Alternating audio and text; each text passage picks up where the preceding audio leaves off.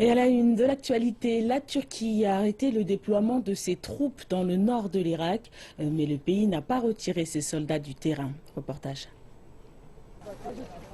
Le ministre turc des Affaires étrangères Mevlut Cavusoglu déclare s'être entretenu avec son homologue irakien et a réitéré le respect d'Ankara pour l'intégrité du territoire irakien. Bagdad a demandé le retrait des soldats installés près de Mossoul, ville sous l'emprise de l'organisation État islamique. Selon Ankara, le déploiement fait partie d'une mission existante de formation et d'équipement des forces irakiennes kurdes. Mais Bagdad déclare n'avoir jamais invité les forces armées turques et traduira l'affaire devant les Nations Unies.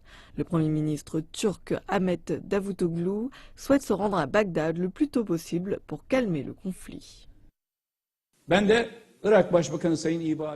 J'ai envoyé une lettre au Premier ministre irakien Haïdar al-Abadi. On espère que le ministre irakien de la Défense se rendra bientôt en Turquie et que je visiterai Bagdad le plus tôt possible pour une réunion de consultation de haut niveau. Nous continuerons à travailler pour stimuler les relations bilatérales et de coopération. J'aimerais dire au peuple irakien, nous soutiendrons toujours votre combat contre le terrorisme. Tous les Irakiens sont nos frères. Le Premier ministre irakien Hader al-Abadi a alerté la Turquie que le temps manquait pour retirer les troupes. Il a visité le quartier général des forces de l'air du pays, demandant aux soldats de se préparer et de se tenir prêts pour défendre l'Irak et sa souveraineté.